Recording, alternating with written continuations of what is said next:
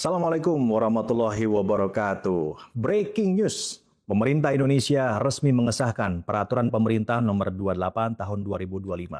Ini bukan sekedar regulasi, ini adalah sinyal yang positif dan sangat kuat bahwa Indonesia siap tancap gas menuju masa depan teknologi digital. Jadi di balik PP ini tersembunyi angin segar bagi dunia teknologi, dari blockchain, Web3, NFT, hingga smart contract. Pertanyaannya, apakah kita siap masuk ke era baru ini? Atau tetap jadi penonton di tengah revolusi digital?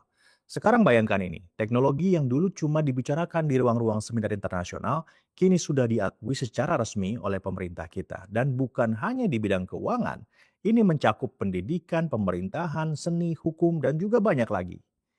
Nah, saya akan jelaskan secara singkat apa isi dari PP 28 2025 ini ya yang berhubungan dengan teknologi yang sedang kita bicarakan. Jadi, PP ini merupakan regulasi baru yang mempermudah startup digital untuk buka usaha di Indonesia. Di dalamnya, pemerintah secara eksplisit mengakui pengembangan teknologi blockchain sebagai kegiatan usaha yang sah dan bisa mendapatkan izin resmi. Ini artinya bukan cuma bank atau fintech yang dapat panggung, tapi semua pengembang teknologi digital, termasuk yang bermain di ranah non-keuangan. Pasal 186 secara khusus menyebut aktivitas pengembangan teknologi blockchain, pengembangan kecerdasan buatan, penyediaan identitas digital, dan bahkan penerbitan piranti lunak sebagai bentuk usaha yang diakui dan bisa mengakses perizinan resmi melalui OSS. Bahasa kasarnya nih, sekarang kamu bisa bangun teknologi masa depan tanpa takut dipinggirkan. Nah, saya sekarang akan jelaskan untuk Anda semua apa sih sebetulnya blockchain, NFT, Web3, dan juga smart contract dengan bahasa yang sangat sederhana. Sekarang kita mulai dari blockchain dulu. Apa itu blockchain? Anda bayangkan sebuah buku besar digital yang dicatat bersama-sama oleh banyak orang. Nah, setiap kali ada transaksi, catatannya disimpan di banyak komputer sekaligus. Tidak bisa dihapus, tidak bisa dimanipulasi, transparan, aman, dan terdesentralisasi. Jadi ini adalah teknologi pengolahan data yang super canggih. Analoginya, bayangin kamu punya buku kas RT, tapi semua warga memegang salinannya. Nah, makanya si RT kan nggak bisa main-main. Karena kalau main-main mengubah data dari buku kas tersebut, semua orang akan tahu. Kalau ada satu orang yang coba ubah angka, maka semua warga langsung tahu ada yang curang. Gagal untuk memanipulasi. Inilah kekuatan dari blockchain. Kejujuran yang dijaga bersama. Manfaatnya, blockchain itu menjamin transparansi dan keamanan data. Cocok untuk dunia yang makin digital dan penuh manipulasi data. Tidak hanya untuk transaksi uang, tapi juga untuk pencatatan aset, hak kepemilikan, dan juga bahkan kalau kita mau tarik ke industri yang lebih dekat dengan kita, hasil panen, hasil pertanian, hasil industri, dan juga lainnya. Contoh implementasi saat ini, blockchain ya sudah banyak digunakan di sektor logistik untuk pelacakan rantai pasok secara real time oleh perusahaan seperti misalnya IBM dan juga Maersk. Di bidang kesehatan, beberapa rumah sakit besar di Eropa dan juga Amerika Serikat sudah menggunakan blockchain loh untuk menyimpan rekam medis pasien secara aman dan terenkripsi. Nah, ke depan gagasan blockchain ini bisa macam-macam pengembangannya. Misalkan Indonesia bisa bikin sistem yang kita cita-citakan bersama, yaitu e-voting nasional berbasiskan blockchain. Karena setiap suara akan terekam dan tidak bisa diubah. Pemilu jadi jauh lebih aman dan juga transparan. Tidak ada lagi kecurigaan ataupun juga sengketa hasil. Bahkan di level desa, pemilihan kepala desa bisa dilakukan dari rumah, cukup dari aplikasi atau pencatatan distribusi bantuan sosial juga bisa. Bisa transparan, tidak bisa ditilep oleh siapapun. Enak kan? Bayangkan kalau misalnya Anda melakukan pemilu, nyoblosnya nggak usah jauh-jauh pergi ke TKP, cukup buka handphone dan kemudian Anda bisa melakukan pemilihan umum. Kemudian yang kedua, apa itu Web3? Nah, saya coba jelasin lagi dengan bahasa yang lagi-lagi sederhana. Web3 adalah evolusi dari internet itu sendiri. Kalau Web 1 atau Web 1 itu hanya bisa baca, Web 2 kita bisa baca dan juga tulis seperti misalnya sosial media, ataupun juga kalau kita membuat konten dan seterusnya, istilahnya interaktivitas ya adalah fitur kompleks dari Web 2. Maka Web3 memungkinkan kita untuk bisa membaca, bisa menulis, dan memiliki datanya, memiliki kontennya, memiliki isinya. Analoginya begini, bayangin media sosial. Di Web2 kamu posting konten ya di Instagram, di TikTok, ataupun juga di YouTube seperti sekarang ini. Tapi tanpa kita sadari, platform kan yang punya semua datanya. Kontennya kan kita setor ke platform. Nah, kalau di Web3 beda. Kamu posting, dan ketika kamu posting, maka konten itu akan punya kamu sendiri. Datanya akan menjadi data kita sendiri. Kita bisa bawa data ini ke platform lain, bahkan juga bisa dijadikan sebagai aset. Manfaatnya, Web3 mengembalikan kontrol data, kontrol konten, kontrol isi dari internet itu ke tangan pengguna. Sehingga data, identitas, ataupun juga bahkan pendapatan dari internet itu bisa kita miliki sendiri. Nggak lagi tergantung sama platform raksasa. Nah, ini juga bukan hanya untuk sekedar konsumen, tetapi juga pemilik dan juga penerima manfaatnya bisa sama-sama mendapatkan benefit dari Web3 ini. Contoh implementasi saat ini ya, platform seperti Lens Protocol ataupun juga Forecaster sudah menjadi jejaring sosial Web3 tempat pengguna bisa mengontrol dan juga memonetisasi datanya sendiri. Bahkan domain seperti .eth dan juga sistem identitas digital terdesentralisasi sudah digunakan ribuan pengguna untuk mengakses layanan Web3 tanpa login tradisional yang kita pahami selama ini. Contoh pengembangan ke depan nih, Indonesia bisa mendorong lahirnya platform sosial media lokal berbasis Web3, di mana pengguna punya kendali penuh atas data dan juga bisa mendapatkan penghasilan langsung dari kontennya. Atau sistem pendidikan online yang mengizinkan siswa untuk menyimpan portofolio digital mereka sendiri tanpa tergantung pada lembaga. Beres dengan Web3, saya beralih ke NFT. Apa itu NFT dengan bahasa sederhana? NFT adalah kepanjangan dari non-fungible token, yaitu suatu bukti kepemilikan digital yang tidak bisa digandakan. Bukan cuma soal gambar lucu atau memes ya, NFT juga bisa dipakai untuk segala jenis sertifikat. Analoginya misalnya begini, kalau dulu yang punya lukisan Mona Lisa itu kan lukisannya banyak nih di copy, kemudian juga dijadikan sebagai aset digital. Ya, kita nggak tahu siapa yang punya aslinya.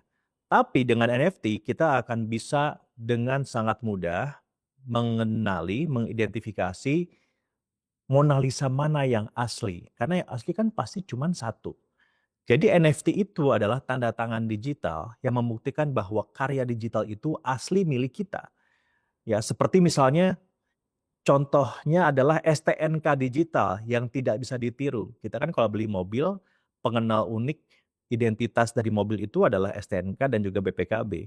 Nah, sekarang STNK sama BPKB itu dijadikan sebagai NFT, sehingga kita bisa simpan dan bawa kemana-mana tanpa ada yang bisa melakukan copy atau meniru ya dari dokumen tersebut.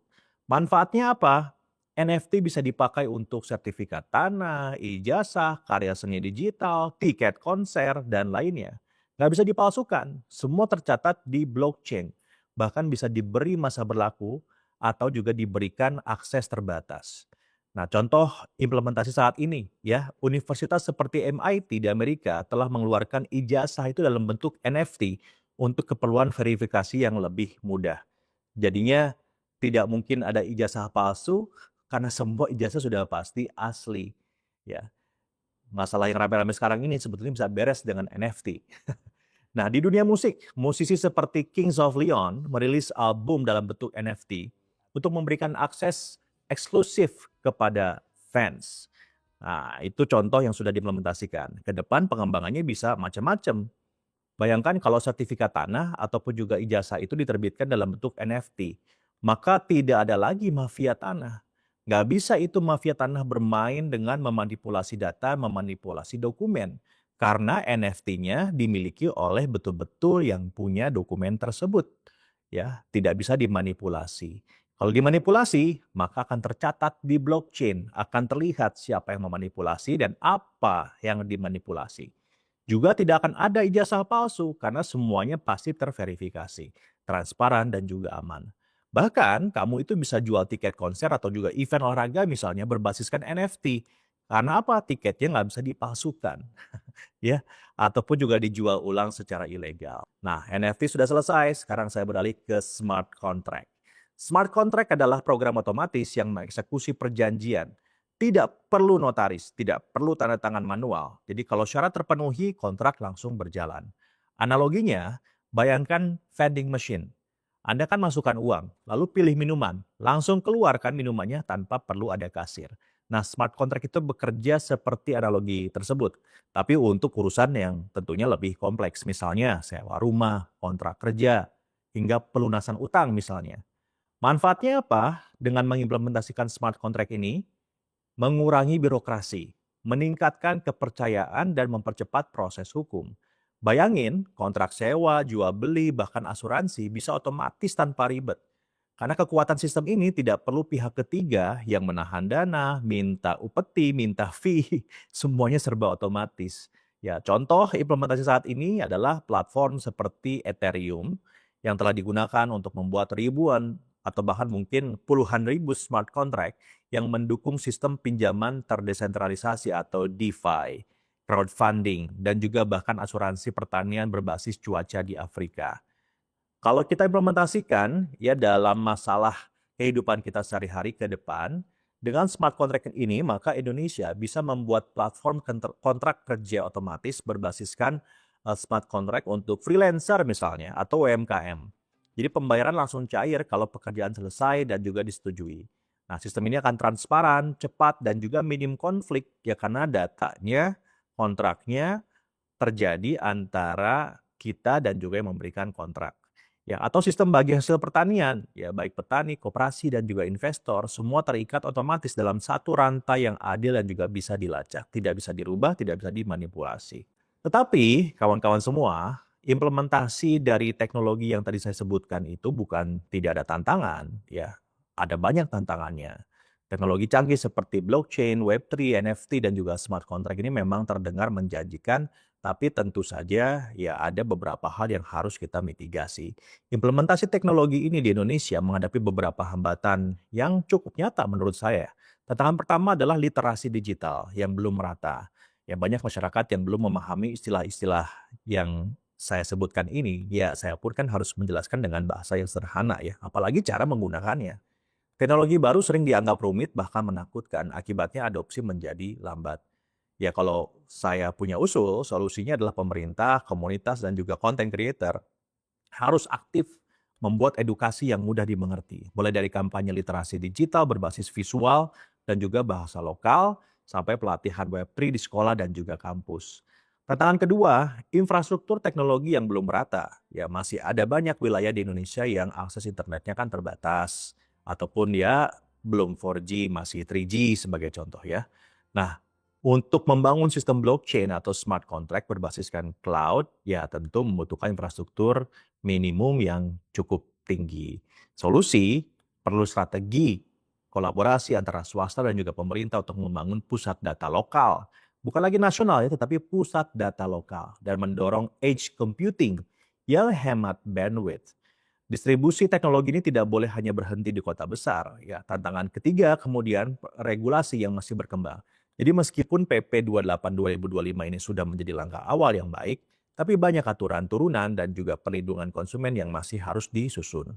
Solusinya adalah pendekatan regulasi berbasiskan sandbox bisa jadi jalan tengah. Startup diberi ruang berinovasi dalam batas aman sambil pemerintah belajar langsung dari ekosistem untuk menyusun kebijakan yang lebih adaptif. Tantangan keempat, keamanan dan penipuan teknologi baru sering dimanfaatkan oleh pihak yang tidak bertanggung jawab untuk melakukan penipuan berbasis kripto, NFT palsu, ataupun juga smart contract yang cacat. Nah, oleh karena itu perlu penguatan sistem audit independen dan juga integrasi keamanan berbasiskan AI yang bisa mendeteksi anomali sejak dini. Edukasi tentang keamanan digital memang harus menjadi bagian dari onboarding pengguna. Dengan menghadapi tantangan-tantangan ini secara strategis, Indonesia bisa benar-benar memimpin, bukan sekedar ikut-ikutan, bukan sekedar FOMO. Ya, teknologi bukan soal tren, tapi soal keberanian untuk membangun masa depan. Nah, kawan-kawan semua, PP 28 2025 ini adalah kabar baik, harus kita apresiasi, tetapi juga kita pahami bahwa ini bukan cuma regulasi. Ini adalah deklarasi bahwa Indonesia tidak mau jadi penonton dalam revolusi digital. Kita sedang mengatur ulang cara dunia bekerja dari yang terpusat ya ke terdesentralisasi, dari yang tertutup ke yang transparan. Nah, kita hidup di masa di mana siapa yang menguasai teknologi akan menentukan arah sejarah. PP 28 2025 adalah titik tolak untuk menata ulang kekuatan digital Indonesia. Kamu bisa milih jadi pengguna pasif yang menonton dari pinggir atau ikut menyetir masa depan dengan tangan kita sendiri. Mulai dari belajar, mulai dari mencoba, mulai dari memahami, dan kalau kita masih ragu seberapa penting semua ini, kita perlu ingat satu hal. Bangsa yang menguasai data dan teknologi bukan hanya akan selamat, tapi akan memimpin. Indonesia, waktumu telah tiba. Jangan cuma jadi negara pasar, jadilah negara pencipta.